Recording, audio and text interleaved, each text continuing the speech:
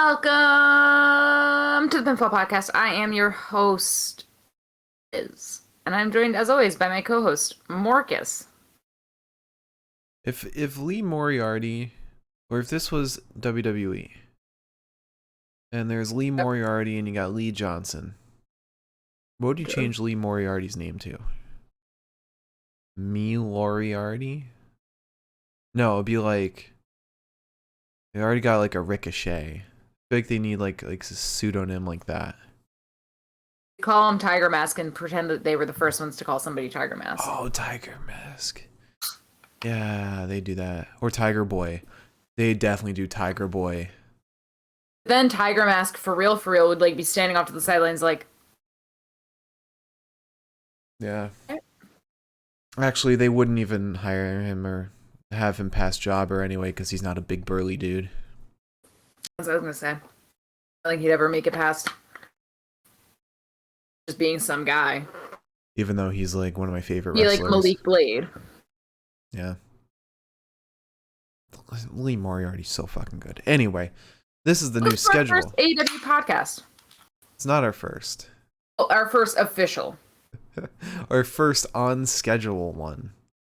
And we talk about our fun little beers? Not sponsored, but please sponsor us, whoever the Mayflower. Love and Wrestling. That's the name of the beer. Well, the name of the type of beer. It's the brand. So that was super cute. We bought it this weekend, and I was like, wait, you know what this would be great for? Wrestling show we do. Oh, it's a double. It's going to be IPA. really hard for me to drink right now because I had a very salty dinner, and now I genuinely, like, I might have to get up in the middle of this and get more water. Because I am like, do you ever have, like, that insidious thirstiness? Yeah. You're just like, I need to drink so much fucking water, I'm going to die. That's how I feel right now. Well, this is AEW. Quite a lot happened. Cody Rhodes was set on fire. That was interesting. He had shit peeling off his back. And I want to say, there's no documented proof of this on Twitter, but I called it. I saw him with that peeling back, and I was like, it kind of looks like, I feel like it's like the fireproof, flame retardant stuff. So as the co-signer to this claim, I want to say that what Mark actually said was, I wonder if it's flame retardant stuff. There was very little critical deduction, but Marcus did say from the get-go, maybe it is, like flame-proof stuff. I wasn't so confident because I'd only seen it as like a gel, not as like whatever the fuck that was. Right. The way we've seen it a lot of times is like in like that like kind of like reddish, tarry looking. Well, also shit. Like the really thick clear gel that they put on stunt actors. Well, you would have seen that. I haven't seen that. Let's see what else happened. Ruby Soho beat Chris Statlander to move forward in the TBS tournament. Just saying. Ruby Soho deserves something good after all that time she put Ruby in Soho WWE. deserves a main card title. Chris Statlander is perfectly set up for a mid card title. Yeah. There's no reason to deny her that opportunity. I think Jade Cargill is more likely for a mid card title. I think she needs that. Let's see what else happened. Billy Ass and the Ass Boys were beat by Sting and Darby, so they're no longer undefeated. Wardlow fought a jobber. Some setup for Rampage Friday, which will be Tony Nese versus Sammy Guevara for the TNT Championship. We had Lee Moriarty, the GOAT versus CM Punk, the other GOAT. We had a Hanukkah suit from Mr. MJF. Oh my god, that was so good. It was all fun and games, and then CM Punk started making fun of it. I was like, no, you don't get to do that. He didn't make fun of the fact that it was Jewish. He made fun of the fact that it literally looked like pajamas, which it did. He said that they were Larry David's pajamas. Yeah, because they're both Jewish. He was making fun of the fact that they were Jewish. No, Larry David is a great man who's accomplished very much. I want everyone to know that I'm being a dick. CM Punk is not like MJF. He doesn't go for low-hanging fruit. Yeah, I'm being a dick, is what I said, so fair's fair. Yeah. And then we had Miro wanting to fight God, and Bryan Danielson destroyed another member of the Dark Order, tore his MCL. Making jokes about Miro fighting God, but I feel like Miro's about to fight God. Yeah, I think he's literally about to throw hands with Jesus Christ. Assuming that's his God. Yeah. We don't know. Whatever the physical manifestation of his God is. Right. But, you know. It's going to be Serpentico and wig and beard. Set your sights high, right? shoot for the moon. You're gonna land on the stars. Well, you know how Cody is Fuego too. Yeah. Cody comes out with the wig and beard and Jesus costume, but you still see the neck tattoo. No. A lot of people thought that he got it removed or it was like temporary, because there's a clip, I forget what it was from, maybe Rhodes to the Top or something, some vlog where he's like talking to somebody and you don't see the neck tattoo anymore. But then somebody said he probably went to go fight as Fuego 2 and put makeup over it. Yeah. We can all wish, fortunately. Yeah. We also did get some matches for next week lined up, which I'm really excited about. We will be at the UBS show, the Long Island show, the IBS show. Week number 2 of our modified schedule. You won't be around. We could do. I thought about this like while we were walking back from Grand Slam. We could just like do it outside. Like use my phone, just do it live on my phone. If I didn't have to drive back, I would say absolutely. But we also might get stuck in traffic, so. Oh, that's right. We're driving there. We can't just Uber. Yeah. No. Fucking sucks. Yeah, we got the Diamond Battle Royale, whatever, which MJF will be a part of. I think that's for the diamond ring that he has. Is it? It makes sense. Yeah, I think so. There'll also be Bryan Danielson versus John Silver, and there was one other match that they announced. I can't remember. Jamie Hayter versus Rio. That's right. Where if Rio wins, she actually gets a title opportunity. Let me just say, I'm a little annoyed by it, but yeah, I am excited to see Jamie Hayter. Yeah, me too. All right, so that's our little tiny little recap. Liz, what news do we have? We have a lot of news, and you are welcome. I did not do what I think Liz last year would have done, which is all the news from Thanksgiving to now. But I didn't do that. I did all the news from Raw till now, which I thought was fair. Yeah, that's fair. Also, going forward, I will be doing that for all of these shows. I'm not doing. No, we'll have our Sunday show. So I guess technically, one way or another, it's fair. It's fair. Yeah, it'll only be 2 days in between. Okay. So let's see. Let me look at my bookmarks. Not actually a ton of news, funny enough. I thought was really interesting.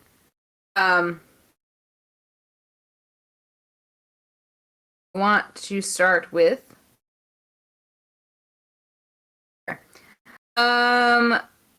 So Diego Del Sol is going to be making his GCW debut.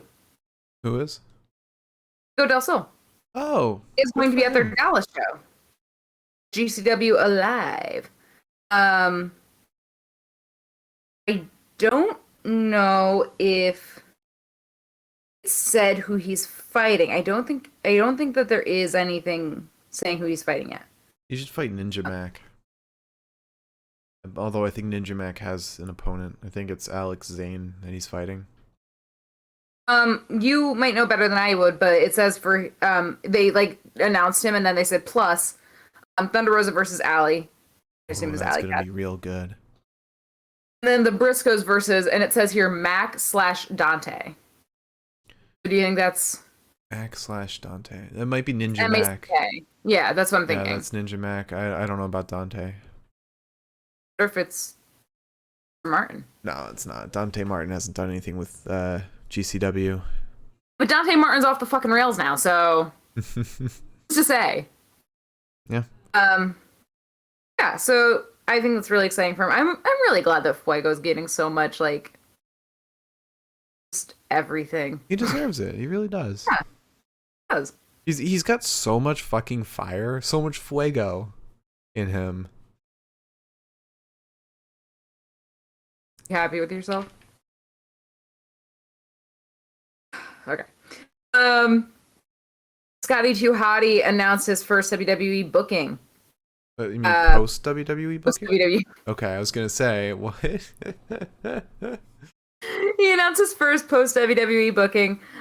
He is going to be at Christmas Chaos at St. Anthony's Church Gym in Butler. It's for ISPW Valentine's Vengeance on February 18th. Interesting. Let me see if anyone else is booked for that right now. Is it ISPW? ISPW. It doesn't say anyone here, but Let me check Cage Match. ISP. so apparently a lot of people were pissed off about the Raw episode and all the pot shots taken at Ace Talent. Makes sense. I don't blame them. Yeah. It's like what was the name of the show again? Valentine's like apostrophe S Vengeance. Huh. Weird. I mean, considering it's taking place in a church gym, yeah, I don't think it's like the biggest show in the world. Mm-hmm. Also, apparently Trish Stratus is returning to the WWE in some WWE news because we do WWE now before AEW. Apparently the official Trish Stratus website wrote that she is going to return for one night only to host the house show that's happening on the 29th of this month in Toronto. So she is, I guess, still with the WWE. I guess so. I mean, Paige is still technically still with WWE. She's still in their online roster. Well, Paige will cling to it.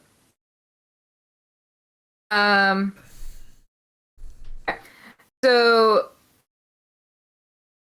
also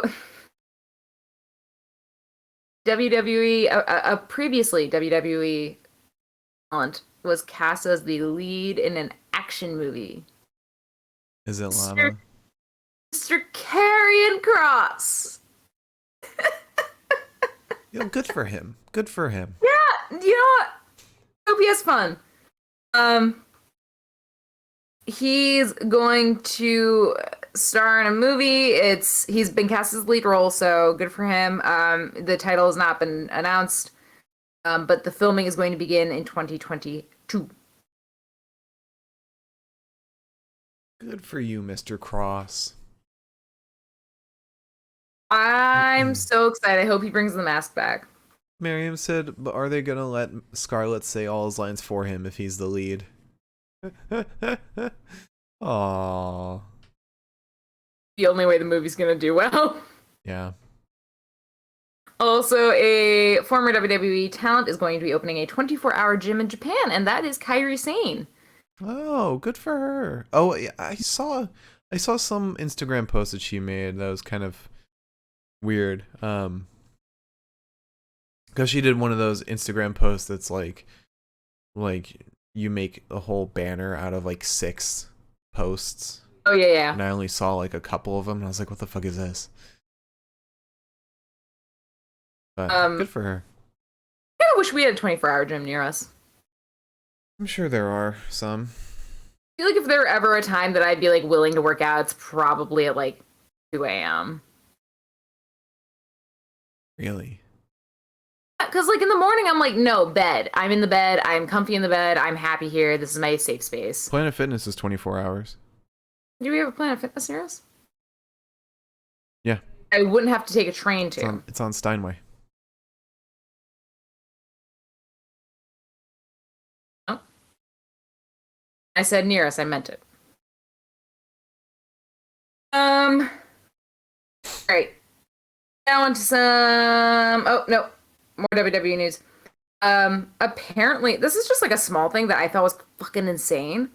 Apparently, Red Notice is now Netflix's most watched movie of all time.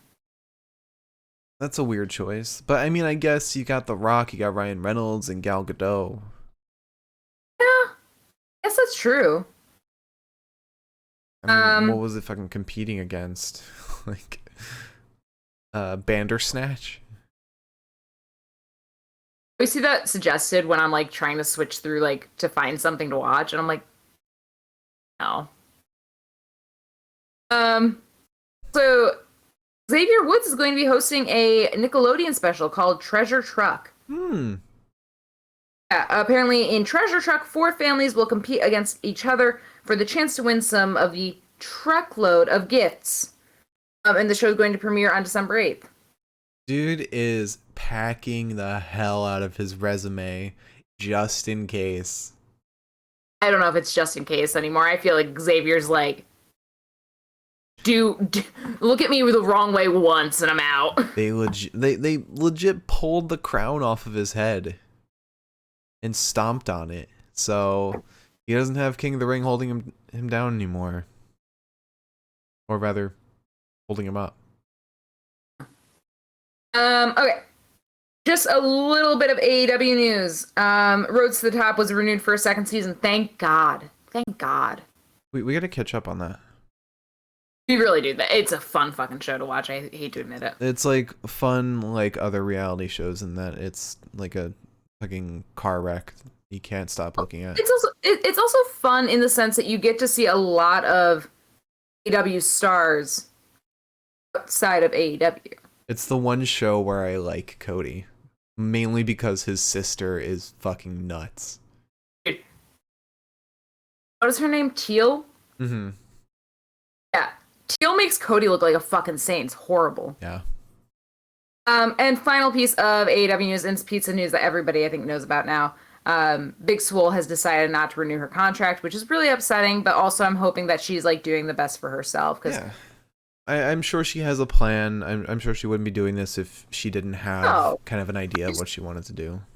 I hope that like this is going to result in her getting exactly what she wants. You know, to be honest, maybe she's got something lined up with WWE. She seems like she'd be a great fit there. Maybe. It's money. It's hella money. I mean, if wrestling is still what she wants to do, it sounded like she was kind of going on like a soul searching kind of deal, you know? I wasn't sure if it was like different offers or like a Jake Atlas situation. Definitely, in my opinion, sounded more Jake Atlas-y in her comments.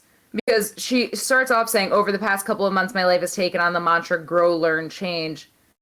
And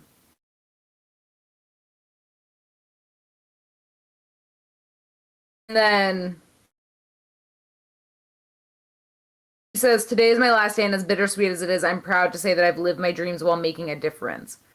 Which sort of sounds like she's not wrestling after this. You know? She's happy. That's what matters. Listen, as long as she's happy, that's what matters. I'm looking forward to finding out whatever the next chapter is for her. Yeah, me too. She's very talented. Yeah, she is. I am going to miss hearing her song, though. that I will not sugarcoat. Yeah. But you know what? That's still on Spotify, so that is all the news I had. Also, I'm gonna fucking jump out a window because I didn't up the news sign. Wow. Day one back on the saddle. Also, speaking of Spotify, I went on WWE's Spotify to update the wrestling entrance playlist. Didn't realize that Dakota Kai has a new walkout. Yeah, it's like it's combat, but it's remixed. And the cover for it actually looks awesome. Because it's Dakota in her new look, but not like her new crazy look. It's when she had like the middle part, but like the volume in her hair. Oh. Like Raquel feud look. I don't exactly hate the current look. Yeah, I don't either. All right. Let's get into the matches and promos. The recap of today. So, we started off, we get Hangman Adam Page on commentary for our first match, which is Bryan Danielson versus Alan Five Angels, who was very, very over with the Atlanta crowd. Mark. So, what did you think Alan was? Oh, so Bryan Danielson came out. My hair is like all over the place right now. Oh, trust me, I know exactly how you feel. So. Bryan Danielson comes out and they show a wide shot of the ring, and I see a bald, bearded man in the corner, and I was like, oh, they're not gonna play Alan Angel's Walkout? And then it clicks. I'm like, oh, that's Bryce Remsburg. And now I can't get it out of my head that Alan Angels and Bryce Remsburg look pretty much exactly the same. They really do. This was a good match. It really was. It was fantastic, and the way Bryan Danielson was pouring in a little bit of character was fantastic. Bill Danielson, I think, is like one of my favorites. He is legit like greatest of all time levels already. He is such a good heel. All the way down to kissing Alan's sweet little head just as the kick his head in chance started. Yeah. Yeah. I was like, it's great that Alan's over, but also they're chanting kick his head in, so what are we gonna do here? He is legit like one of the most versatile wrestlers ever.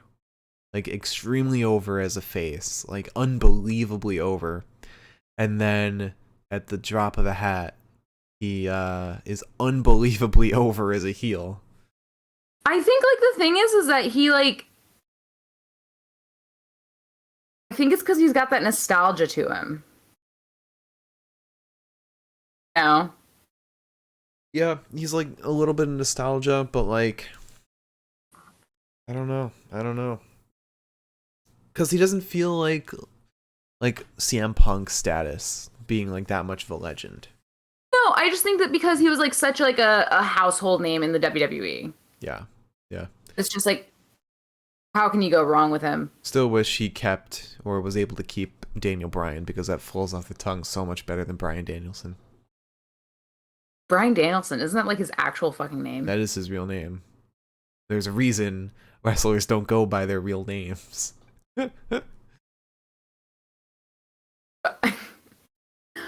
I have the dual monitor set up, but I didn't realize that I also have my notes set up on the side.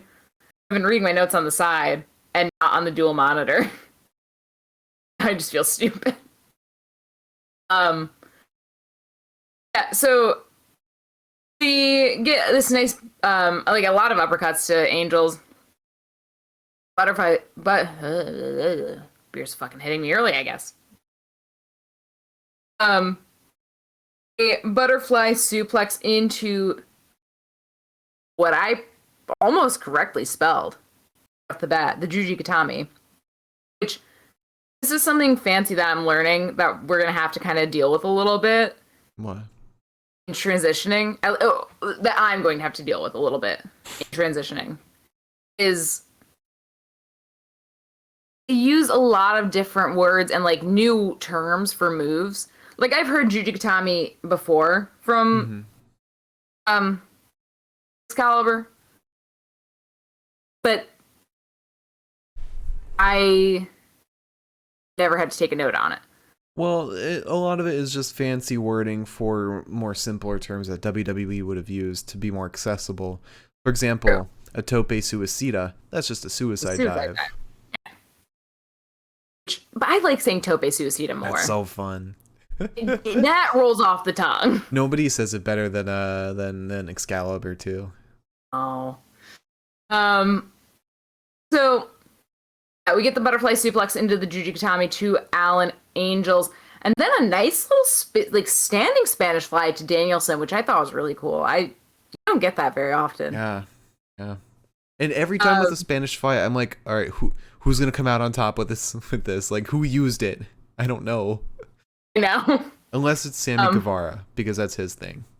It's sort of like the Puma tackle in that like kind of come out of it like, oh, who was tackled and who did the tackling? I mean, power slam, running power slam specifically. Yeah, the Puma tackle.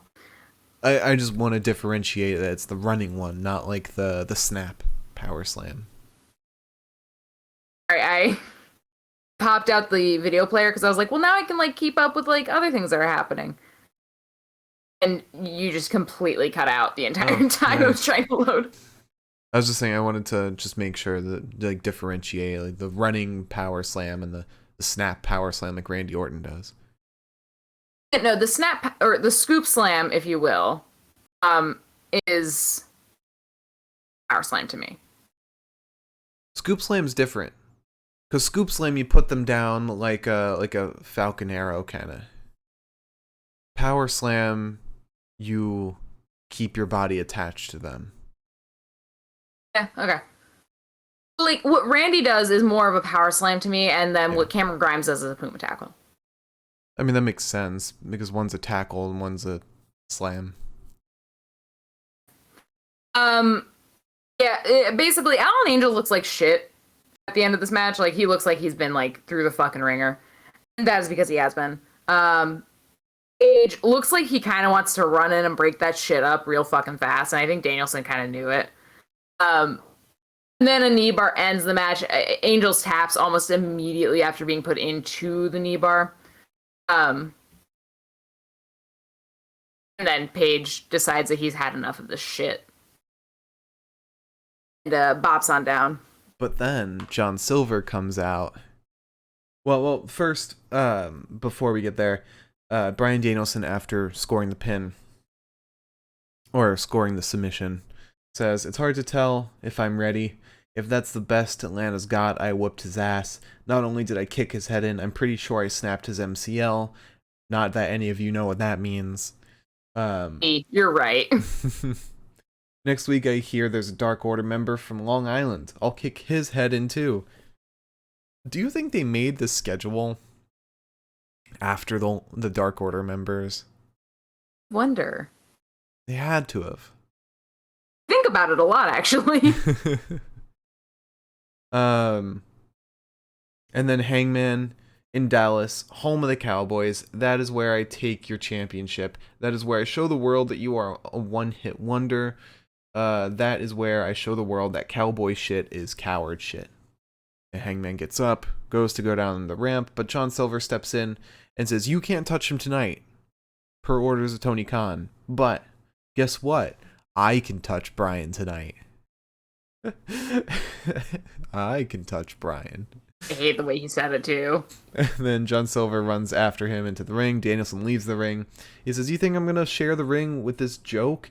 He's beneath me. You know Tony Khan said we can't touch today. Man, I would love to slap you in the face in front of these people." Paige says, "Do it then." And Danielson says, "These jerks don't deserve to see it." We then get a weird ass Miro promo where he's in an all white room. Yeah, this was strange. Like, was it heaven? Maybe he went up to heaven, like he visited heaven to talk to his god.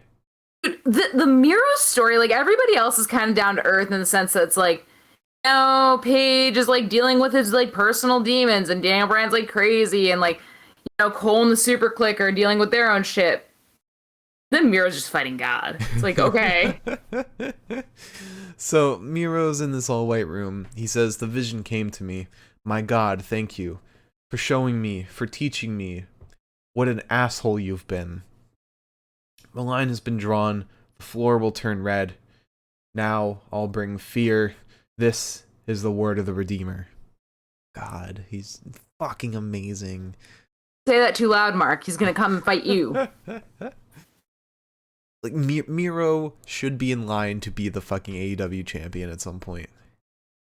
Like, fuck. I wish there was a third title to put on him.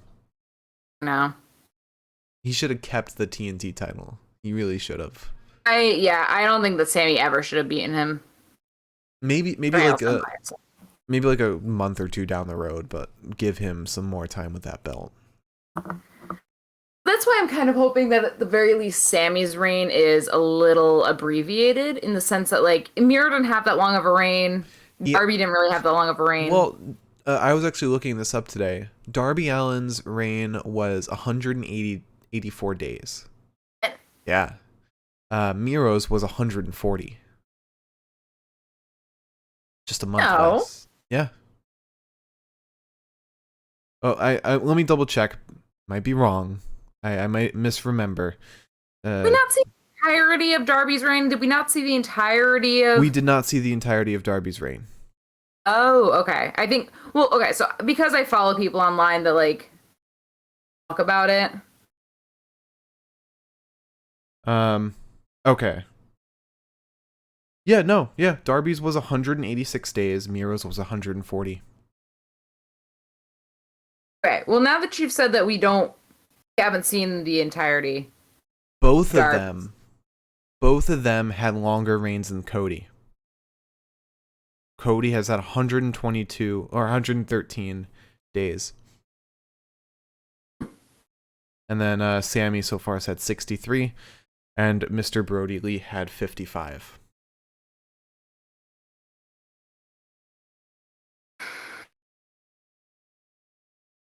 Yeah. All right. So then after that we had Lee Moriarty versus CM Punk. And for a second I believed that Lee would win this. I think a lot of people were like kind of hoping, but I was like, everyone's gonna think that MJF is gonna be the first to beat Punk, but they might throw a screwball and have Lee be the first one to beat him, and then it's up in the air. But no. Yeah. Speak of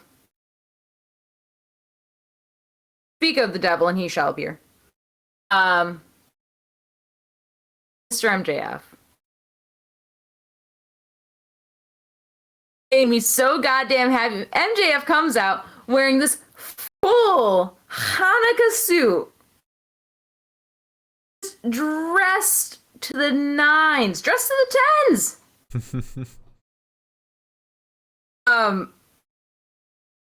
It made me so excited because, like, we got what? I don't know how many wrestlers are out there openly celebrating Hanukkah. But to have MJF out there in the full suit, I was like, yes! At the halfway point for Hanukkah, you get this. Everything's good. Mm-hmm. A real festival of lights, baby. Also, I have openly let my Hanukkah candles potentially burn the apartment down multiple times. So, doesn't care for that shit, apparently. Yep. Listen, the one nice thing about Hanukkah candles is that Hanukkah candles get their shit done. Yeah, 30 minutes. Like, What? you say? So 30 minutes. Hanukkah candles last longer than 30 minutes. Our Hanukkah candles last about an hour, I think. Usually now we're lighting them at 4:30 and they typically burn out around 5:30, 5:45. It's really nice. They plow through. Don't have to worry about them fucking. I'm going to one day though. My get rich quick scheme. That's gonna be. I'm gonna make a menorah. Make a menorah. You don't have to shove the fucking candles into the little holders. Hey Liz, you realize this is a wrestling show, right? I just want everyone to know what my plans are. In case there's somebody out there listening that the money and capabilities to do it better than I can, because I don't have the money or the capabilities. I just want to let you know that Mojo Raleigh tweeted a photo of him posing next to a price sign in Walmart that says $69. That's what he's up to today. You know what? Anyway. For Mr. Mojo. Yeah.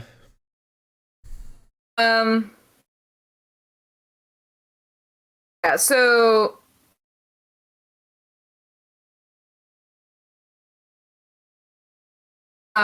sorry. So MJF comes out. He sits at commentary because this is just a night of having commentary guests, I guess.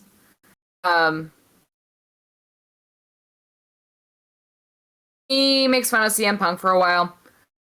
Get a leg lariat to Moriarty and a pouncing crossbody to CM Punk.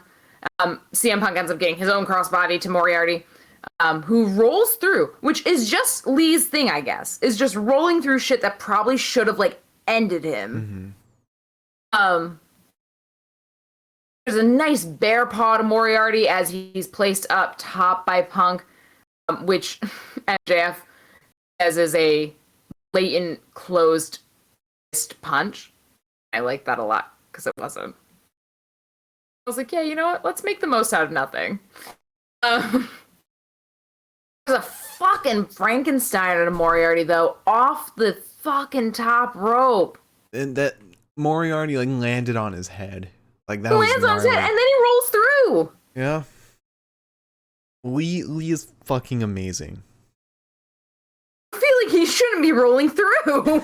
I feel like at that point you just lay down. You lay down and cry. Yeah, like maybe you curl up a little bit. Make sure that your like vertebrae are still connected to one another. So there's an underhook to Punk. Punk ends up getting his GTS though to win. But you know what that makes me think of? It hurts me deeply inside. I haven't seen him in so long. Mm-hmm. Whenever I think about the GTS, I think of Kenta. Hope we get that feud soon. That'd be amazing. I miss Kenta so much. Yeah, It physically pains me. Maybe no, Winter's coming. We'll probably have MJF versus Punk. I was thinking maybe Winter's coming. They get Kenta to come in, but I don't know. I would think that they would have Punk versus MJF next week. Yeah, but they're having the Battle Royal then. Yeah. What I'm saying is that it would make the most sense for them to have Punk versus MJF next week. I'm not saying that from like the biased, we're going to the show, I want to see this kind of perspective, but like from the just seems to make sense perspective. Yeah, I don't know. AEW has cared less about those like hometown hero things, less than WWE does. It's fine. I mean, at the end of the day, it's a predictable way to do things, and if you're going to go from the non-predictable way to do things, then to do the WWE thing where the WWE makes the person lose in their hometown, which is not fun either. Yeah, to get that cheap heel heat. Yeah. And they probably will have Punk win. And they don't want that heel heat on Punk. Alright, so MJF gets off commentary after the match, and he says the only thing you're best in the world at is trying to get into Britt Baker's pants. Which, that was a weird line. Yeah, Britt Baker was tossed around a lot in this promo. It made me very uncomfortable. I didn't like this at all, honestly. I think it was brought up because Punk last week said, like, the fact that he's one of the 4 pillars, he gets outshined by Britt Baker, something like that. He said, "You're so busy worrying about being one of the 4 pillars that you haven't realized that Britt Baker has like surpassed you." Which, right. Yeah, whatever. It's fine to do that because like that in using her in that context in the promos, like she's better than you. Yeah, she's more important to this company than you are. Mm-hmm. And then today we just kind of made it like this weird sexualization of Britt, which it's like, I mean, I didn't like it. I didn't like this at all, honestly. I mean, I saw a tweet that had MJF posted a selfie with him and Britt, with her flipping off the camera, and MJF said she's not interested, and that was like an hour ago. So I think she was in on it. It doesn't matter if she's in on it. It's still, as a female viewer, it personally made me feel like. I mean, they did the same thing with like Paige Van Zandt, and it's real weird. Which was gross. Yeah. They're people. Yeah. I don't know. And then you said, you aren't CM Punk. You're a one punk chump. And then Punk said, you got a lot of nerve coming out here talking about pants when you're wearing Larry David's pajamas. Bring your needle dick into this ring right now. I love how he goes from calling him like Larry David in pajamas to calling him a needle dick. I didn't like any of these things that he was saying. I didn't like, there was not a single comeback in either of their like halves of the promo that made me feel like, yeah, this is good. This is the same guy that had the pipe bomb.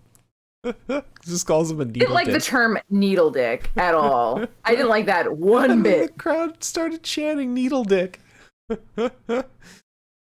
MJF says, you want to see me and Punk go at it? Too bad. You need me more than I need you. You haven't had a flame since 2011. I'm gonna show you what a real professional looks like when I win the Dynamite Dozen Battle Royal. I'm going to be better than Piper in Portland, Brett in Canada, or CM Punk in Chicago.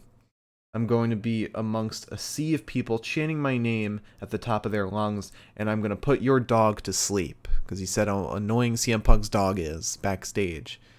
I'm like, why the fuck would you do that? It's escalating it a little bit.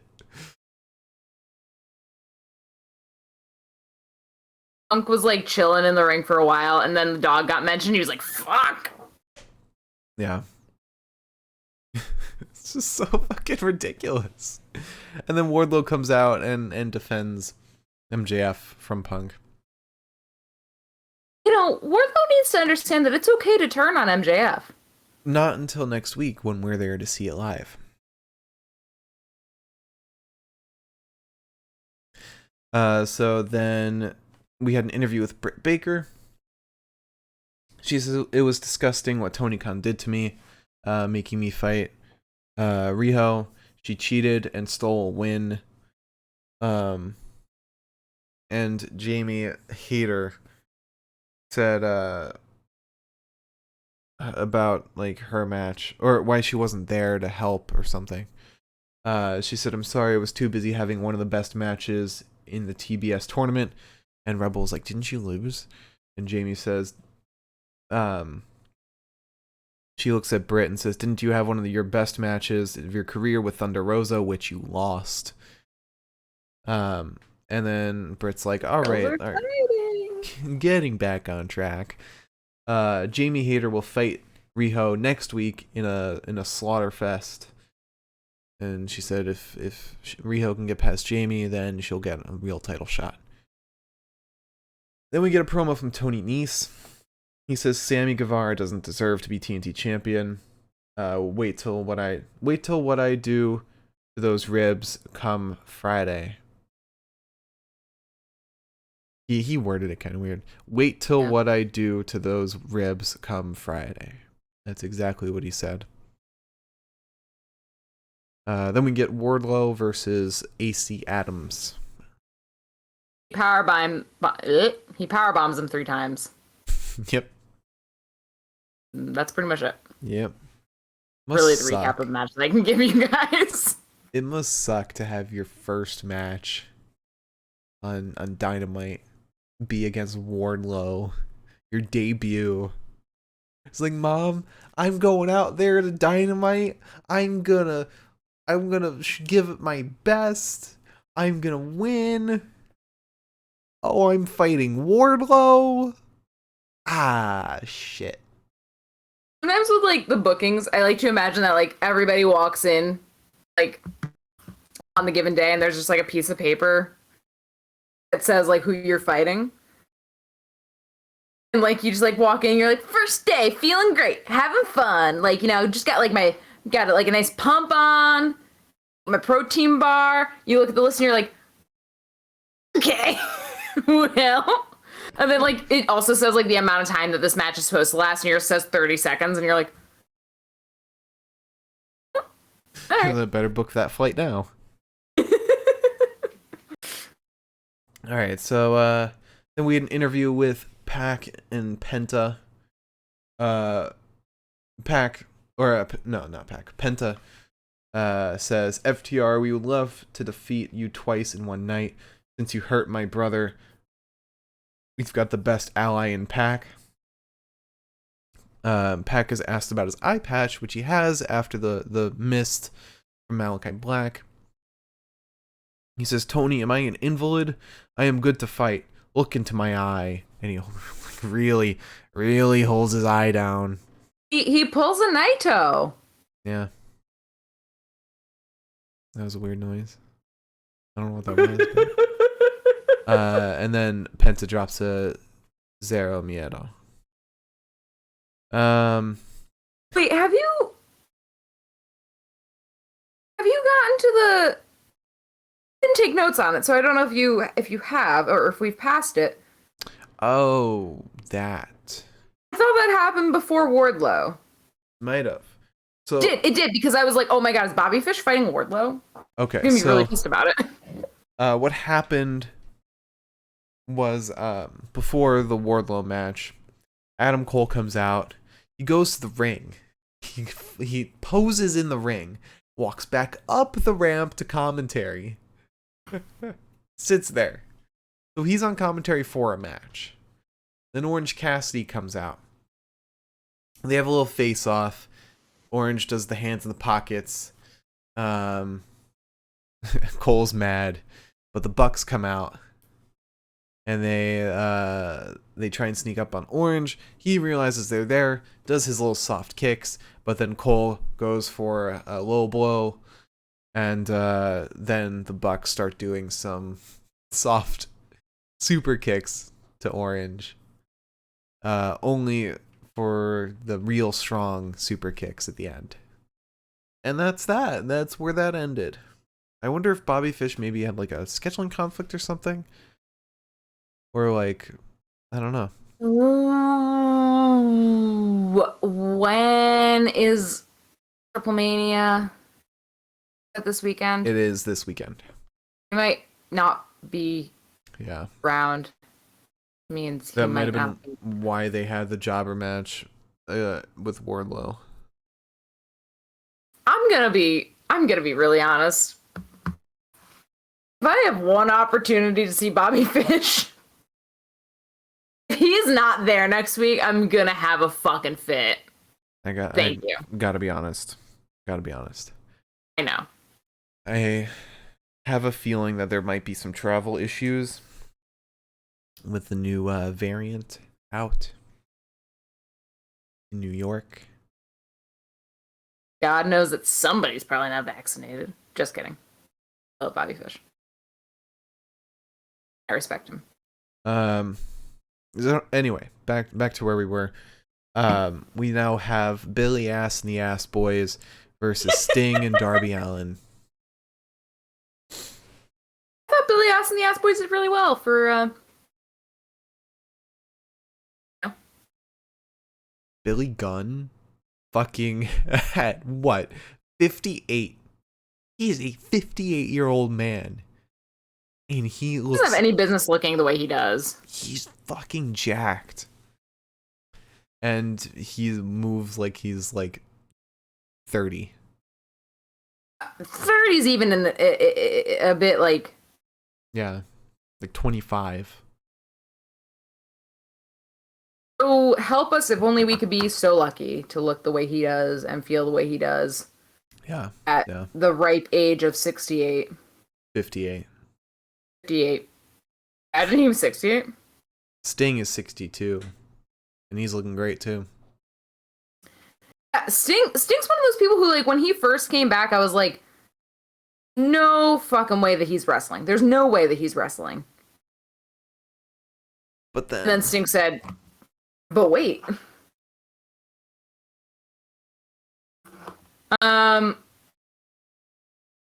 So Darby, whose name I forgot for the beginning of my notes, rips up Colton, hits him with a dropkick. Sting ends up getting in. He sends Billy from the ring, and Billy's fucking pissed. Billy's mad. Colton ends up getting in off of that, though. Give Billy some time to cool off, as you do.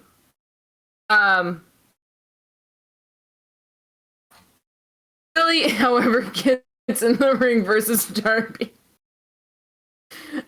And Mr. Gunn, Mr. Ass, Billy Ass, spikes Darby. Just spikes him, like, straight up. Lifts him up in the air and just slams him down. I was like, Mr. Ass. Oh, no. Sting gets in. He hits the Stinger Splash to the Ass Boys. He wants a Scorpion Death Drop on Colton, but Billy tries to break it up. He can't quite. So Austin comes in. Does it instead. Darby, however, dives neck first because Darby has no concept of mortality, which is fine. Dives neck first into Austin. He then also dives neck first into Billy on the other side of the ring. And we get a stunner to Colton and a Scorpion Death Drop to Colton to win. I hate to admit, I had a lot of fun in this match. And I think it's mostly because of Danhausen. I really think that 90% of my fun for this match came from them being referred to as the Ass Boys. Yeah. Yeah. I really want to see Austin wrestle more. Isn't he cleared to wrestle now? I wonder if he might be cleared, but he might not be, like, 100. Maybe, yeah.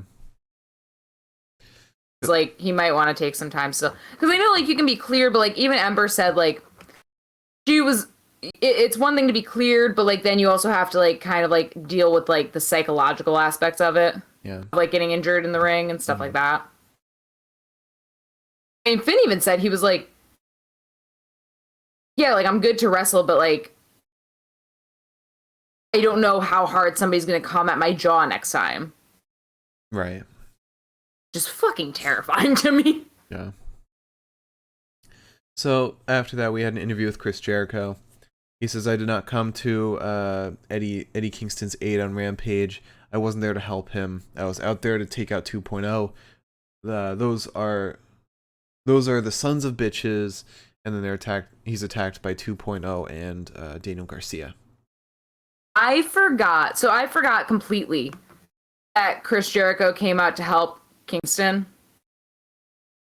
And I really thought that 2.0 was just out there to be fucking annoying, and I thought it was the funniest thing in the world. Yeah. But you know what? Isn't this fun? Aren't we having fun? I do like that AEW can kind of just mix up feuds with whoever, and it's all And enjoyable. it feels effortless. I know that, like, so somebody, I don't know if you saw this, somebody was complaining online about CM Punk fighting Lee Moriarty tonight. And they were like, oh, like, it's so stupid that, like, It's like no they were like, build. no hate or whatever, but, like, so stupid that Punk's, like, fighting somebody that's, like, not even part of the feud. Punk was like, what do you want us to do? Can they coexist match? Like, And it's like they're like AEW is a wrestling league, and so you're gonna have wrestlers wrestle each other for points and for wins and stuff like that. Um, and that gives such an easy way to start matches. You know, like it's how you make some seamless booking. I talk about something really quickly. Hmm. It's not quite on topic, but it's something that I think you'll react to. So you know how we always talk about NJPW and how NJPW, like, they view it more as like a sport as opposed to like entertainment. NJPW announced that Wrestle Kingdom is not going to be live on NJPW World. Is not gonna be live. Not going to be live. So it's taped. No, more so. I mean, I don't know how NJPW itself, like, you can watch I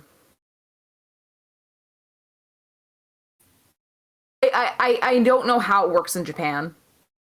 Obviously, like, I don't know if there's like a place that Japanese people can watch it live on their TV stations. But for all of us who cannot access Japanese television, assuming that that's how that's done, it's not going to be live. So is it like Fight TV? I don't know. And in order to find out, you have to message them. Wow. You have to fill out a contact us form. It's 3 nights too. I know. Which, at the end of the day, it doesn't. I was thinking about it. I was like pissed off at first because I was like, what the fuck am I paying for the service for? But also for English translations of everything. But I thought about it. I was like, well, I'm not going to be watching Wrestle Kingdom live anyways. Like, probably be asleep. Yeah. I hope I'll be asleep. It's just like one of those like little things where it's like, God dang it, you little fucks. Yeah, I'm trying to find something that says It's not it. even that I'm mad that I can't watch it on NJPW World. It's just that, like, where can I watch it? Who's able to watch this live if you don't have like tickets to the actual show? Just tell me that much. Yeah. And of course, I Google how to watch it. I think it's Fight TV, because Fight TV did Wrestle Kingdom 15. Did they? Okay. Or at least they have it on replay. I'm really excited for Wrestle Kingdom. I'm kind of bummed that it's not going to be live, but also, again, like I said, I'm probably not going to be awake for it, so. Well, it starts 3 a.m. You never know. Sometimes I have sleepless nights. January 4th, 5th, and 8th. In 33 days, wow. Crazy. I remember thinking about Wrestle Kingdom being like, damn, that's pretty far away. Now I'm like, Of course, this site says all 3 days will be available to stream on NJPW World for viewers all around the world. Anyway. right. I just wanted to bring that up. I saw the notice when I was trying to watch Tag League, and I was like, also, I didn't realize that Night 2 had Will Ospreay challenge for the IWGP World Heavyweight title. I watched. I'm catching up with Tag League. I watched Zack Sabre Jr. and Taichi versus United Empire. Mm-hmm. He starts kicking Aaron Hanare. He's like, he says something along the lines of, "How are you enjoying your colonial bullshit now?" And I was like, what? I, I'm so happy that they finally uploaded, because for a while they didn't have the English translations. Mm-hmm. And I was really annoyed. Not annoyed, but I was really like bummed, because it was like, it's one thing to watch it without the English translations and to watch it with the Japanese commentation. Not translation, but yeah. To watch it with the Japanese commentary, it's fine, because it's still wrestling at the end of the day. You know what wrestling is.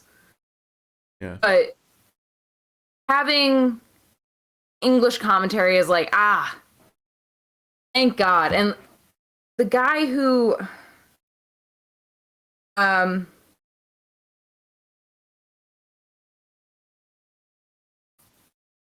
what is his name? You know, we should be getting back to I just want to say that Kevin Kelly is incredible, because Kevin Kelly, it's just him, like 2.5 hours just talking nonstop. good for him. I love that. I wish I had that capability. Anyway, going back to our regularly scheduled program, we had Lio Rush come out. Oh, don't roll your eyes at me. We can go off topic. It's our podcast. I know, but still, we're gonna bore people. If you aren't here to listen to us talk about wrestling, then I'm sorry, you're on the wrong podcast. Yeah, don't you know? You've tuned into the wrong show. Don't you know our target demographic is people who accidentally tune in? All right, so accidentally tune in and listen to me talk about Kevin Kelly. So then Lio Rush comes out. He says, "Taz, you should know me. I've had the odds stacked against me my whole career. It's crazy to me for you to say you've had 100% chance to win this whole thing, because that's insinuating I have 0%. I'm a fighter. Deep down, you know that I'm a fighter. You better believe me, I won't be going down without a fight." Dante Martin then comes out, followed by Ricky Starks, looking amazing as hell. And then we get Jade Cargill and Mark Sterling in a promo. Mark Sterling says, "Do you think you have a shot at the uncrowned Rookie of the Year?" Thunder Rosa walks in. She says, "Jericho isn't going to be here for Rampage, so they asked me to be commentator for one match, and I chose yours." And then she starts yelling in Spanish as they're walking away and just keeps going. She just keeps yelling. Then we get Chris Statlander versus Ruby Soho in the TBS Championship Tournament quarterfinals. I'm not happy about this match. I'm gonna be honest with you. Is it because Ruby won? Yeah. I think that they set Ruby up for a main card, main event title situation. And Chris has kind of been sitting in the middle there. And I understand that Jade's the obvious choice. But I wanted Chris to win. But Ruby also had her main title shot. Okay, so she shouldn't be going for the mid-card titles. She's determined. Yeah. Oh my. What do I get? I don't see you going after titles. Mark, you will see me at the Battle Royal. I wonder who's going to be in that. Me! Jumping in the ring. God, you're going to be like that fan that attacked Seth. I jump in the ring with gear. Do you think it'll be cooler? I think you'll have people chanting. But you'll then have security up your ass. I don't know. The Ruby versus Chris match got pretty hostile pretty quickly. Ruby did not care to be booped. which is, I don't know, fucked up. Didn't care for it myself personally. Ruby goes to hit Chris with the monkey flip. Chris, however, handstands away, which I thought was the coolest fucking thing in the world. Mm-hmm.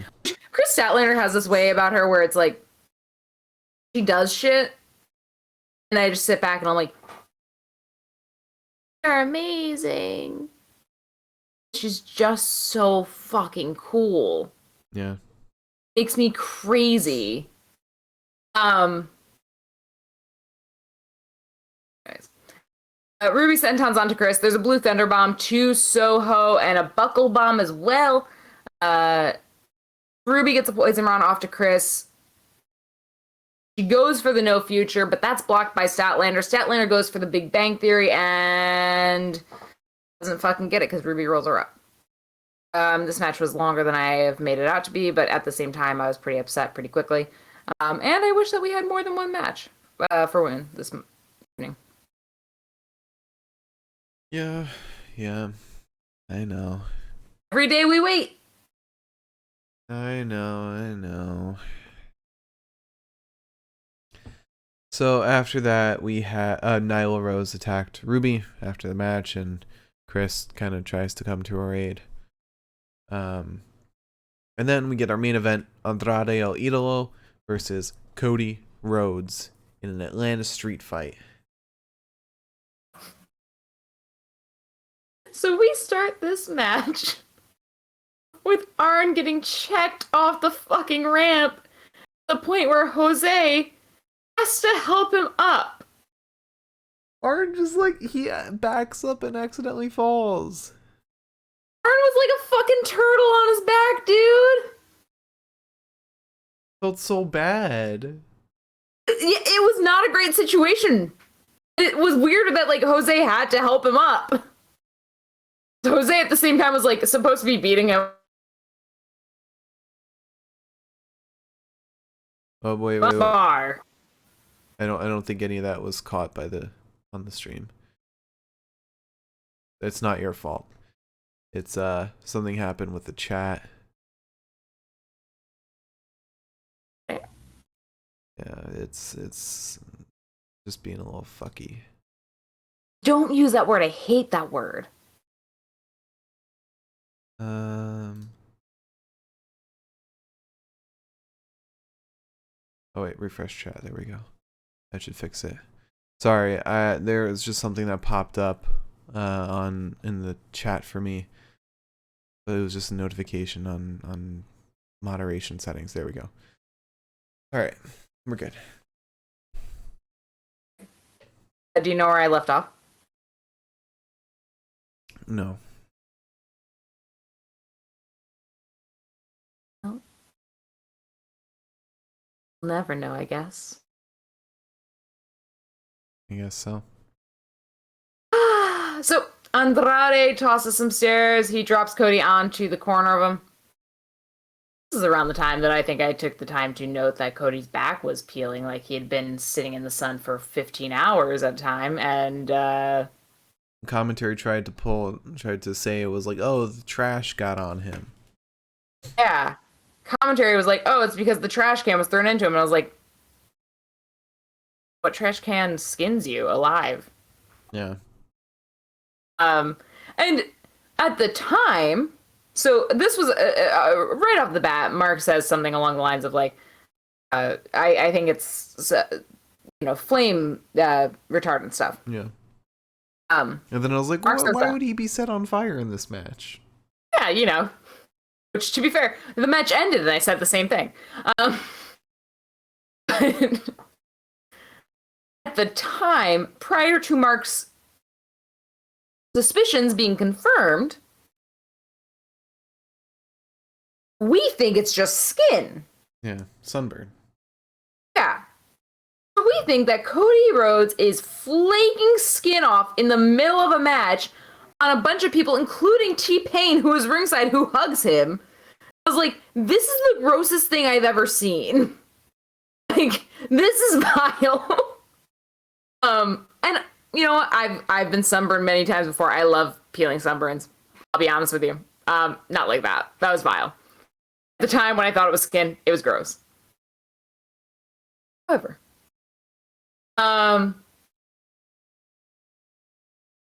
Jose's laptop gets broken over Cody's head. People want tables. Andrade says, no. We're not doing tables right now.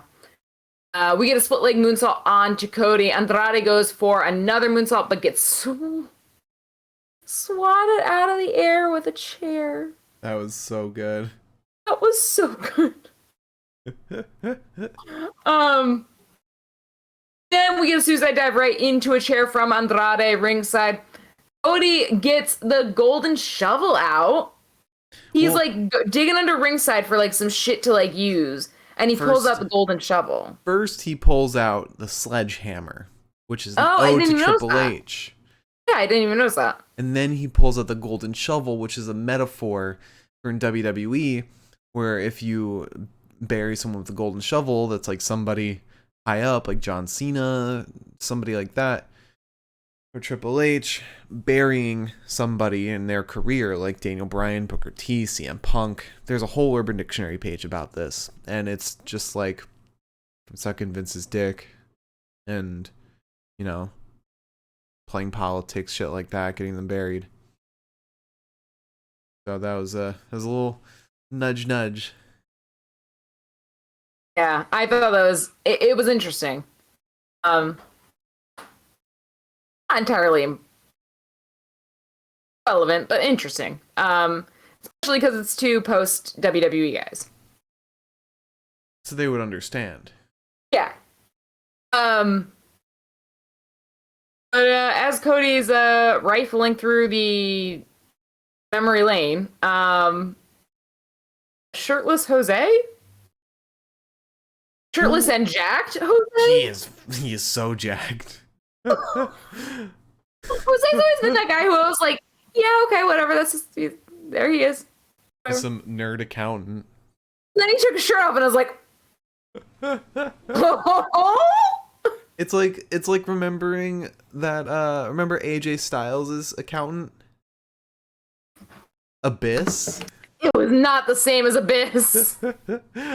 But then you watch a match which has Abyss in it, and you realize, oh fuck. Jose came out shirtless, and I was like, I'm gonna keep myself reined in, but for a moment there, I was thinking things. Jose doesn't do much though. Jose doesn't do much at all. He pretty much gets knocked on his ass the moment he approaches Cody. I thought T-Pain was gonna get involved. Well, T-Pain handed Cody a chair. But I was hoping T-Pain would take a fucking Canadian driver or something, or Canadian destroyer. Yeah. Fortunately, we can't have everything in this life. Andrade finally gets a table set up. A hip toss sends Cody into it. We get another table set up. Cody kind of vibes on it for a second while Andrade goes up top, and then somebody comes out of nowhere, and it's sorry, Brandy has the most recognizable face in the world. Brandy walks into the ring with this bandana up, and it's the commentary team is like, oh, who's that? And I was like, we all fucking know who it is. To be fair, commentary has not held back on that kind of thing before. They immediately called out FTR as the super on us. Yeah. The thing was, it's just it was very clearly Brandy, and they were trying to play kind of dumb on it. I was like, then she pulls down her mask, oh, and I was like, of course it's you, babe.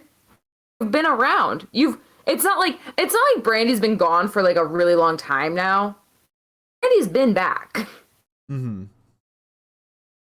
And then Cody goes up top, he meets Andrade up top, and then Brandy sets table on fire, and Cody belly to back suplexes Andrade into the table. It was a reverse suplex. Reverse suplex, sure. He reverse suplexes Andrade into the flaming table to win. But he still He's the one who falls backwards into the flaming table. Yeah. Not Andrade. Yeah. Not the one who took the bump. Right. But this spot was fucking awesome. This was so incredible. I was love so this. stupid. This was one of the best spots I've seen this year. It was the stupidest spot I think I've ever seen. Which is funny, like, okay, I get it if, like, the table's there, you use the table to break your fall, but you extend the person past it so they take a bigger fall. But then you light the table on fire. So you're just hurting yourself. We all know Cody's a masochist. Just like that his wife is participating now. And then she gave him a look that was like, yes, you're in pain. No, straight up. This is why I was like, did Brandy mean to like hurt Cody? Brandy like comes up behind him like, I was like, what the fuck? We should mention. If you did, cool, awesome, fine. If you didn't, we should mention, give a little shout out because there was a little flaming piece of table that was stuck in Cody's arm or attached to Cody's arm that Andrade put out and hit away. Professional. Extreme professional. Cody, on the other hand, I don't fucking know what's going on with him. Maybe he knows he's retiring soon and like wants to get out all these crazy spots before he's done. I don't think Cody could retire anytime soon. I think he's gonna Chris Jericho himself. He teased his retirement. Remember that? Yeah, but he teased his retirement for sympathy points. Yeah. All right, so thus ends our recap of tonight's episode. You want to move on to bests of the night? Yee. Brohano. Let's talk about the promo of the night. Straight up is like going to fall over any second now. That's good. That's awesome. Do you want to talk about this tonight? Before we get to best of the night, if you have a question for our question segment, leave it in the chat right now, and we'll answer it after the bests of the night. And if you're watching on YouTube, leave a comment with a question you have, and we'll answer it in the next one. If you're listening on Spotify, join us at the live show, twitch.tv/The Pinfall Podcast to ask us some questions. I have a lot of answers if you have the right questions. Tons of answers, not necessarily good ones. They're all bad. All right, so promo of the night. I mean, nothing was really exceptional. MJF's stuff was like not amazing. I almost want to say Miro's promo. But the Danielson Adam Page stuff was also great, with John Silver saying he wants to touch Bryan Danielson. But can we consider that a promo, since it was like right after the match?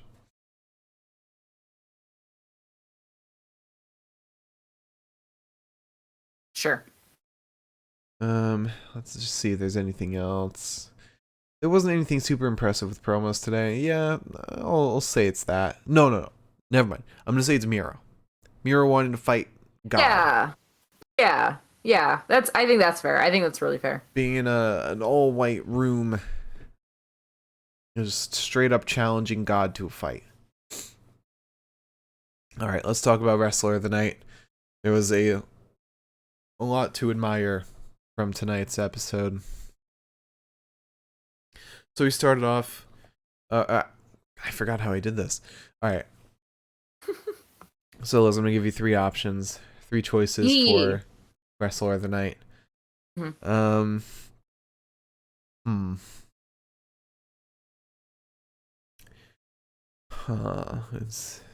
This is a tough one. All right, I'll give you four. Oh, shit.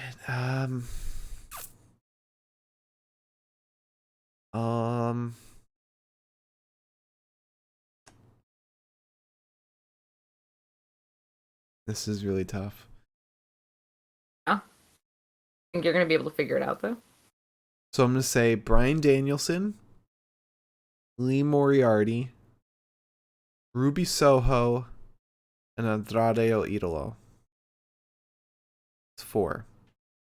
You gotta pick one. What's my first option? Bryan Danielson. I wanted to throw in Darby Allin, but I feel like he wasn't as good as everyone else that I listed. I won't choose him, so.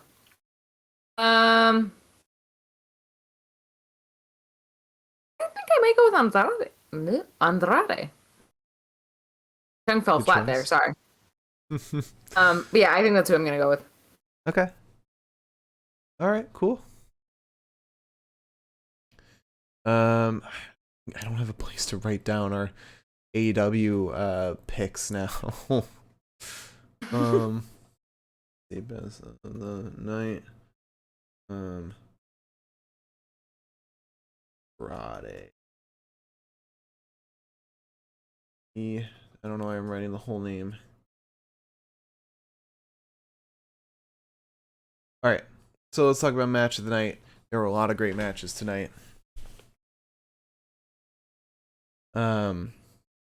So as always, we go from the worst to the best, and Liz will say if she agrees or not. So starting off with the worst match tonight, that is Wardlow versus AC Adams. It wasn't a bad match. It was fine. It was just a jobber match, so it did what it had to, and nothing more. Next up, 5 out of 10. Billy Ass and the Ass Boys versus Sting and Darby Allin. It was a very fun match. Oh, wait, 6 out of 10 is what I give it. Very fun match. I thought seeing Billy Ass wrestle like this was fantastic. Sting wrestling too was great, and everyone just gave it their all. It was a very fun match. Didn't provide too much story, but it was just a good time. All right, next up, 7 out of 10. Chris Steinlander versus Ruby Soho. Super fun match. Super fun.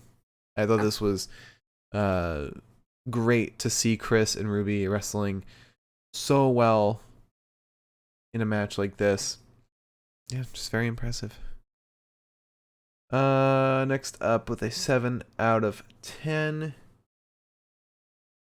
CM Punk versus Lee Moriarty.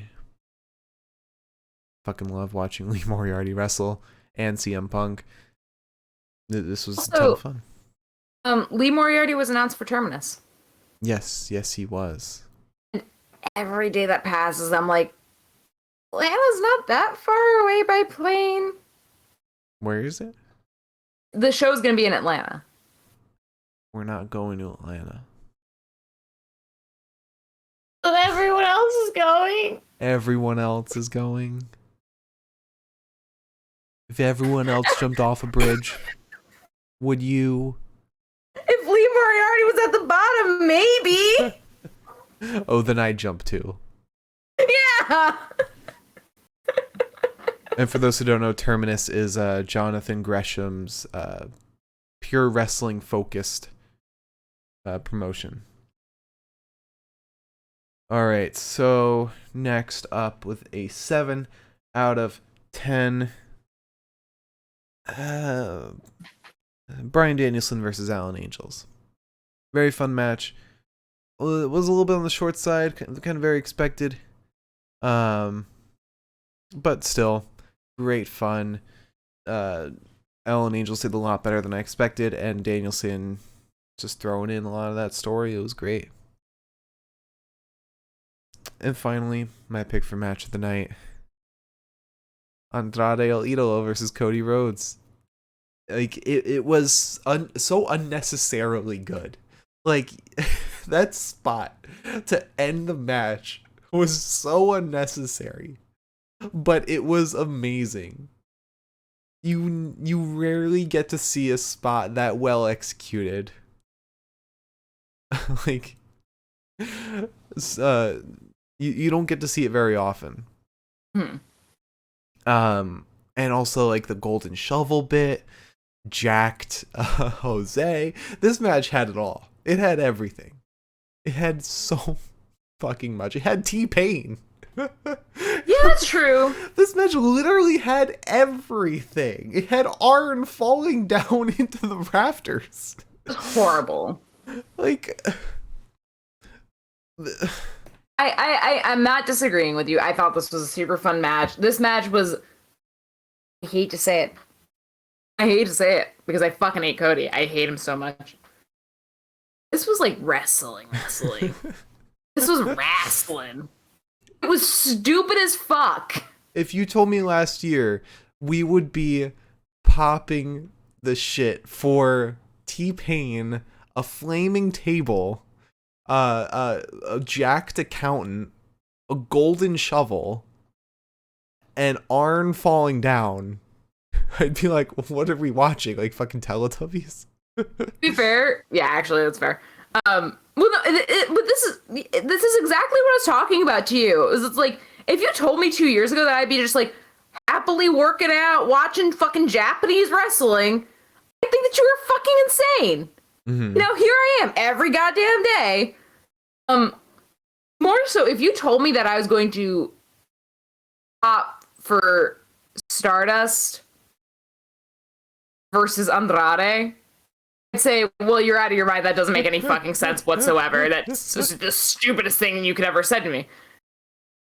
No, this was so. By no means was this like a wrestling match where like there have been wrestling matches that we've chosen for match of the night where I've been like, this was an incredible match. It was like really skillful. It was crafted really well. Mm-hmm. This was a dumb fucking match. It was dumb, but in the best way possible. This match was so stupid. It's like but it was so good. This because it was so stupid. The Halloween episode of Dynamite, like with the 8-man tag, both of these were like peak goofiness. And I don't think this was even intentionally goofy, because that flaming table spot, that was like they tried to do some hardcore shit with that. But with the golden shovel, that was like just a shot at WWE. The T-Pain stuff. Why the fuck was T-Pain there? Why did he just hand him a chair? I truly don't know. But I had the most fun with this match. It was this come back from like a week and a half off. Come back from doing so many WWE shows. Back from all of that. Week in a day. Feels like it was much longer than that. Yeah. But to come back from all of that, do this felt like the premium, just like, welcome back. Mm-hmm. This is wrestling. And I was like, yes! Yeah. Oh, yeah. All right. So to run it back, our promo of the night. This is going to sound fucking crazy. Our bests of the night of AEW Dynamite. Promo of the night, Miro yells at God. Wrestler of the night, Andrade. Match of the night, Cody Rhodes versus Andrade in an Atlanta street fight. You know what's funny though? What? We was a goddamn person that hasn't been in the WWE. Oh. Fuck. All right, you want to answer some questions? Answer a question. I think we got some questions on YouTube. We also have a question from Medium in the chat. Excuse me. Ask you a question? Huh? Can I ask you a question? Yes. You want to ask that now or wait till after the other questions? A quick question. Yeah. Do you have a favorite state quarter? Favorite state quarter? No. Okay. I don't remember any state quarters. No, and I used to be big about that stuff. Like I had a friend who would collect them. But I never could remember any of what they looked like. Yeah. All right, so let's start with Milam's on YouTube, and then we'll go to Miriam's. did you have a favorite state quarter? Did actually. You have a favorite state quarter? Did. My favorite state quarter was the South Carolina state quarter. Why? I don't know. I really like the fact that the South Carolina's in like the little kind of like it's almost like a diamond shape. They had the birdie and like the little tree. And South Carolina was always my favorite state quarter, and I always used to like every time I found a South Carolina state quarter, I'd it. Um, I would always hope that I would get a 1996 South Carolina state quarter. I never could find one, and I didn't understand why, because like I was into this when I was really young. And then I realized that the South Carolina state quarter didn't exist until like 2000. Oh. But if I'm not mistaken. Holy shit! You know what's crazy? You know when it was released? When? May 22nd, 2000. Oh my god! It's meant to be. That's cosmic. Is that not? Is that not cosmic? It is.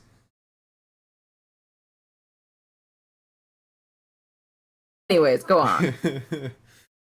Alright, so my almost question on YouTube. He says, you guys seem ready for the RK Bro breakup. I think everyone expects Randy to be the one to turn on Riddle. What do you think about Riddle being the one to turn on Randy? This is on the Raw episode where the fan attacked Seth. I think that was last week.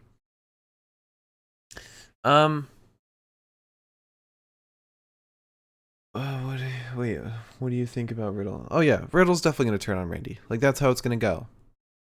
Okay. This whole feud started with people telling Riddle to be untrustworthy of Randy because he's gonna turn on him, and now we have Riddle trying to be more like Randy, meaning he's gonna become the Viper, meaning he's gonna do the betraying. I feel like this means that they're building Riddle to become Randy 2.0. I think they're building him to become like a star. I wouldn't say Randy 2.0. I think he's gonna kind of they might book him to outshine Randy in a sense. Like they will have like a final match and Riddle will win. That sucks. I mean, it's doing what we've been asking them to do, which is building new stars. I have a new star that's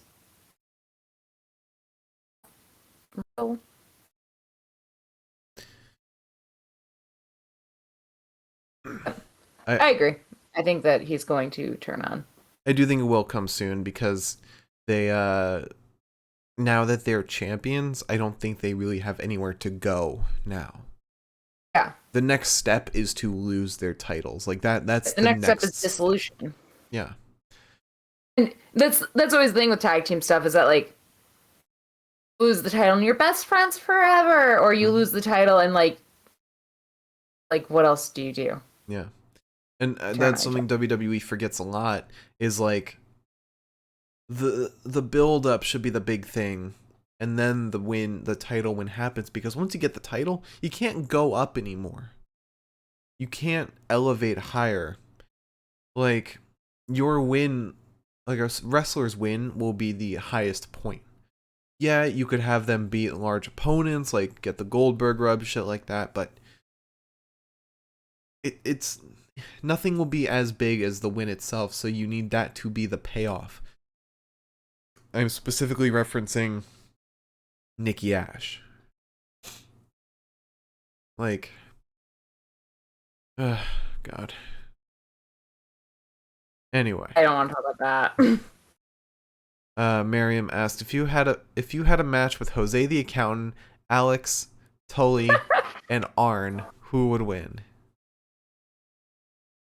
Wait, Alex Abrahantes? Yeah. I think Alex. Well, Jose is jacked.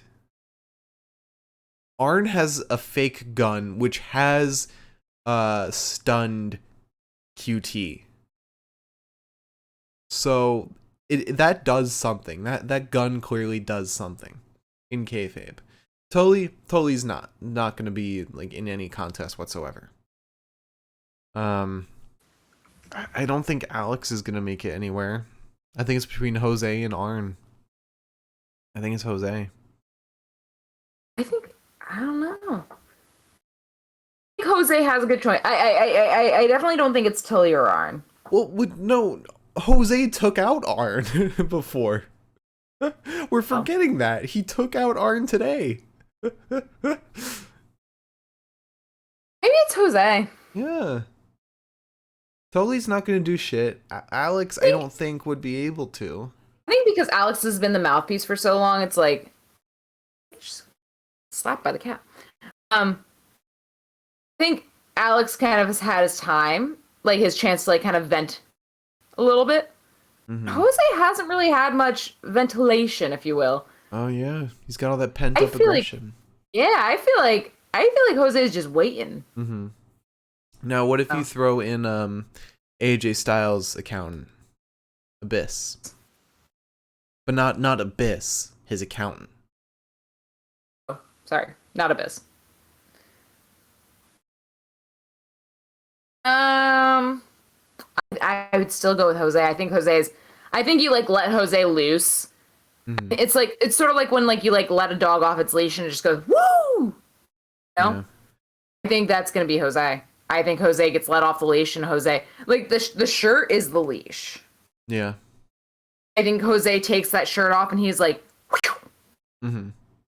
I mean, he sprinted down that ramp. He was fast as hell. Now, throw Don Callis in the mix. No, thank you. Why am I being bitten? Anyways, no, I will not be throwing Don Callis in the mix. Thank you very much. I would appreciate not to do that. What other? Oh, there's I'm Vicky. Still being bitten. Who's wasn't there another manager? I'm forgetting. I think there's another manager. Guerrero. No, not Vicky. He would win. Yeah, Vicky would win, but isn't there somebody else? Chavo? No, not Chavo. Chavo would win 100%. Mark? It wasn't who I was thinking, but you could throw him in. He'd win. He's actually a wrestler. He is. I still feel strongly about Jose, but that's just me. Yeah, I mean, I don't think you can get past Jose being jacked as hell. Oh, I mean, he took that shirt off and I was like, oh my god, who are you? I've never been so betrayed by a man. So the answer is Jose. Jose wins. Yeah. Jose is still in our heart. Well, how would this match go down with Jose, Alex, Tully, and Arn? Oh god. I think like Tully and Arn would just tire each other out. I was thinking too. And then that leaves Alex open for Jose to take him down. Yeah. I mean, Jose is much younger. I think he's got more time, like, energy. Mm-hmm.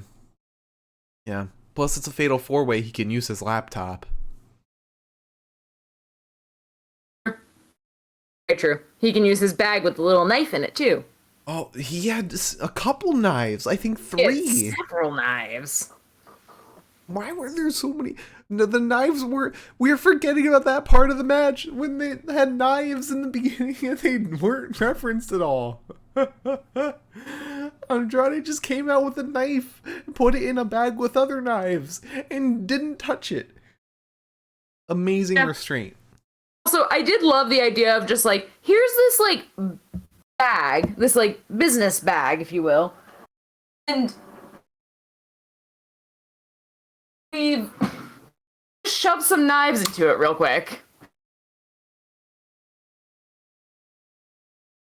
That's not how you take care of knives or store knives in any way. Well, it was a leather bag.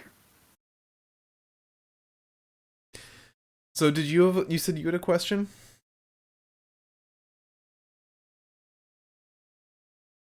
What? Yep.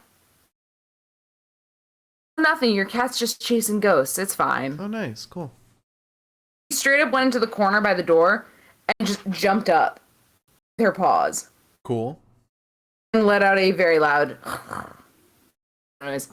Anyways, yes, I want to know how you feel about the War Games poster.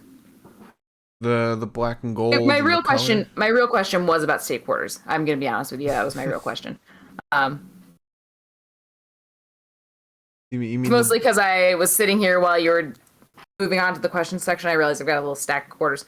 I thought it was really cool that they moved on to doing like what are they called? Landmarks and monuments and shit. Oh, did they? Yeah, like I've got one for Teddy Roosevelt and one for Saatchi, which I assume is like a nature preserve in Louisiana. Huh. So are you actually asking me about the NXT War Games poster? Yes, I am. And now I am actually asking you about that. Okay. Do you mean the half black and gold, half 2.0? Yeah. I like it. I like it a lot. I like that they're actually doing a 1.0 versus 2.0 thing now that like we've had time to sit with it. I've also heard arguments that 1.0 might win the match. I don't think they will. They've been painting 2.0 as being good but inexperienced and sloppy. And that's been the point in every promo, and 2.0 is like a ticking time bomb. And they have the perfect person to take the pin on 2.0, Grayson Waller. It's true. I don't know. I guess my thing, because I'm not thinking of it that way, my thing was more like, it's good, but it really is illustrating the end. Which I think they need to do, honestly. Especially if you have these people whose contracts are ending and might not re-sign, or they're calling up people. You want to do that in like a way that feels motivated and like actually have and like invoke some kind of feeling with everyone, and not just these people are suddenly gone, you know? I feel like having, if 2.0 does win and this is like a passing of the torch, I wouldn't be upset about that. But I guess, okay, so my thing is that like 2.0 and 1.0 1.0 was like the one thing that I felt saved me from the main roster for so long, and I think that watching the actual end of it is painful as fuck. Yeah. And yeah, you're right. We need the closure. We need the ending. We can't keep carrying this on forever. What better time or place to do it? But the 2.0 victory is going to be no more Samoa Joe, no more William Regal, no more Black and Gold, no more of any of that, and potentially no more, Johnny. No more a lot of people that mattered a lot to us.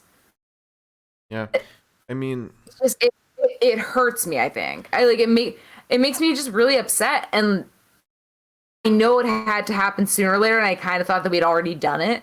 Yeah, more or less. Yeah, because we haven't. I'm like, and I think it's just because that we're used to NXT as being a third brand, when that was never really its purpose, and Vince is kind of just he's standing by the idea that it is just developmental. People shouldn't stay in NXT. And I mean, that's the whole name. It's next. This is who's next. Now they're either going to move up to the main roster and do better things, or they're going to take what they learned in NXT and do it elsewhere. Just a shame because I was late to NXT. My first memory of NXT is Damian Priest sitting with a folding chair on top of Finn Balor's neck. That's my first memory of NXT. It was so brutal. Like, fuck. Mine was the fight pit, Riddle versus Thatcher. Please don't mention Timothy Thatcher in this house. Don't talk about him. But also we're enjoying 2.0. 2.0 has been pretty fun lately. Very recently, within the past 2 weeks.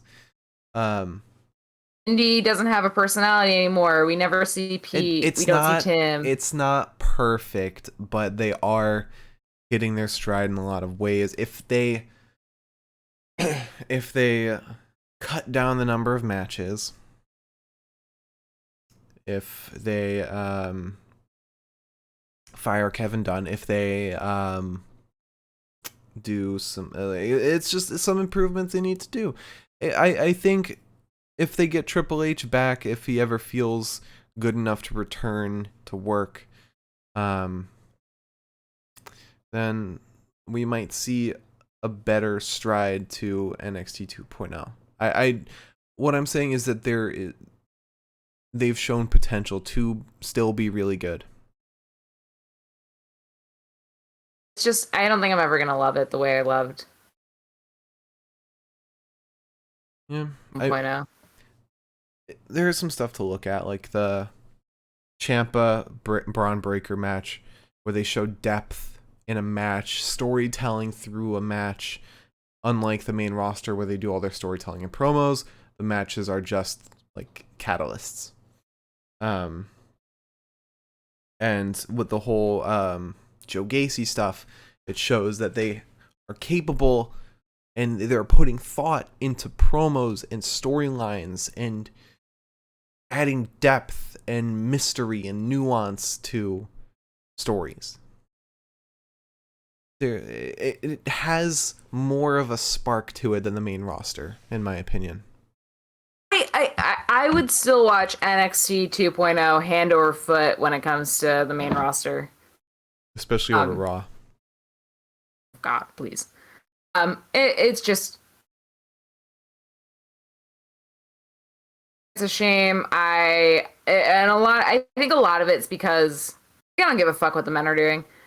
A lot of what pains me, I think, is the fact that like the women's division has been so pared down to sexy women, women who can't get their mind off their husbands, than some other ladies.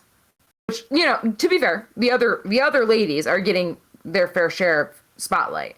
Yeah, I mean, but it pains me that the women's division was so. When I felt bad about the women's division in the main roster, I turned to NXT. Yeah. And now I don't feel like I can do that really to the same degree.